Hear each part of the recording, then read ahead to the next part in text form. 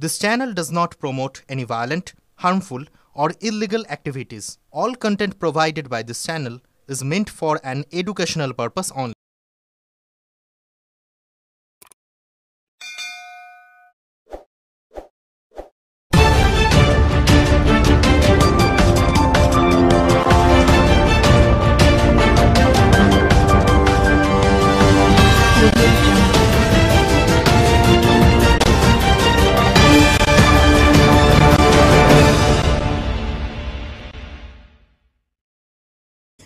বিজয় সম্মেলনী থেকে শাসক শক্তিকে পরাস্ত করার আহ্বান দেবব্রত বিশ্বাসের। দুর্গাপুজোর বিজয় সম্মেলনীর মঞ্চ থেকেই আগামী 2026 সালের বিধানসভা নির্বাচনে শাসক শক্তিকে পরাস্ত করার আহ্বান জানালেন বিশিষ্ট সমাজসেবী ও সপ্তগ্রামের প্রাক্তন বিজেপি প্রার্থী দেবব্রত বিশ্বাস। আজ ব্যান্ডেলের একটি বেসরকারি লজে আয়োজিত এই বিশেষ বিজয় সম্মেলনী অনুষ্ঠানে উপস্থিত ছিলেন জেলার বিভিন্ন প্রান্তের অসংখ্য মানুষ ও বিজেপি কর্মী। শুভেচ্ছা বিনিময়ের পাশাপাশি সকলেই আগ্রহ ভরে শোনেন দেবব্রত বিশ্বাসের আগামী দিনের বার্তা। বিগত বিধানসভা নির্বাচনে সপ্তগ্রাম আসন থেকে পরাজিত হলেও দেবব্রত বিশ্বাস সর্বদা মানুষের পাশে থেকেছেন ধর্ম বর্ণ নির্বিশেষে। সমাজসেবামূলক কাজ থেকে শুরু করে সাধারণ মানুষের সমস্যা সমাধানে তার ভূমিকা প্রশংসিত। বিগত 5 বছরে বিভিন্ন সমাজসেবামূলক উদ্যোগের পাশাপাশি গত লোকসভা নির্বাচনে বিজেপি প্রার্থীর কো-কনভেনার হিসেবে তার সক্রিয় ভূমিকা ছিল চোখে পড়ার মতো। দলে কিছুটা কোণঠাসা অবস্থায় থাকলেও মানুষের সঙ্গে তার নিবিড় সম্পর্ক বরাবরই অটুট থেকেছে।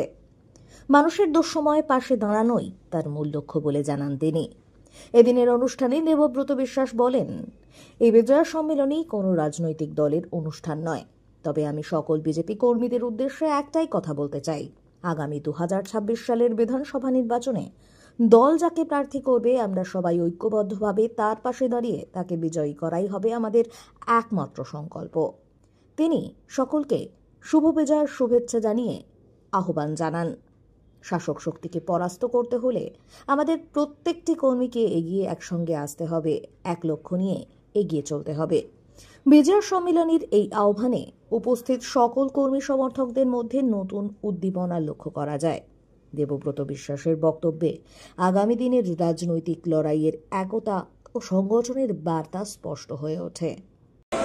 দেখুন, এটা আমরা সারা বছর মানুষের পাশে থাকি, এটা আমাদের পরিবার, মানুষকে নিয়ে আমাদের পরিবার। এখানে সমস্ত ভারতীয় জনতা পার্টির কার্যকর্তারা রয়েছে এবং এটা আমরা কোনো পলিটিক্যাল ব্যানারে প্রোগ্রামটা করিনি এবং এটা আমরা সম্পূর্ণভাবে আমরা যেহেতু একটা উত্তরবঙ্গে এরকম পরিস্থিতি রয়েছে, আমরা সকলে মিলে একটা ছোট্ট করে বিজয় সম্মেলনের আয়োজন করেছি এবং সাথে সাথে আগামী দিনে উত্তরবঙ্গের বন্যা দুর্গতদের জন্য আমরা রাস্তায় নেমে তাদের পাশে দাঁড়াবার চেষ্টা করব এবং সকলের দুর্গাপুজো গেল, দুর্গাপুজোর পর আমাদের যে বিজয় সম্মেলনী হয় আমরা ছোট্ট করে করেছি, তার মধ্যে এত মানুষের সমাগম হয়েছে। আমাদের আখনা পঞ্চায়েত মেম্বার আমার ভাই সুরজ আছে, কলকাতা এসছে, আপনার থেকে বাঁশবেড়িয়া থেকে নেতৃত্বরা এসছে, চন্দননগর থেকে এসছে, সিঙ্গুর থেকে এসছে, পান্ডুয়া থেকে এসছে, মহিলা মোর্চারা আছে।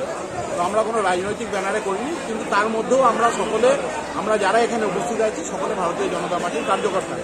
আমরা আগামী দিনে যেরকমভাবে লড়াই করছি, লড়াই করব ঐক্যবদ্ধভাবে।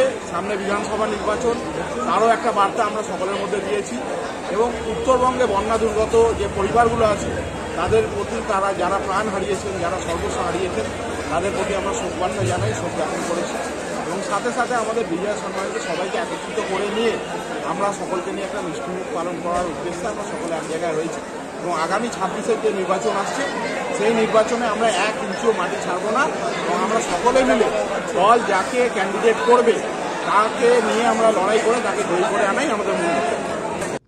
ব্যুরো রিপোর্ট, খবর গুচ্ছ।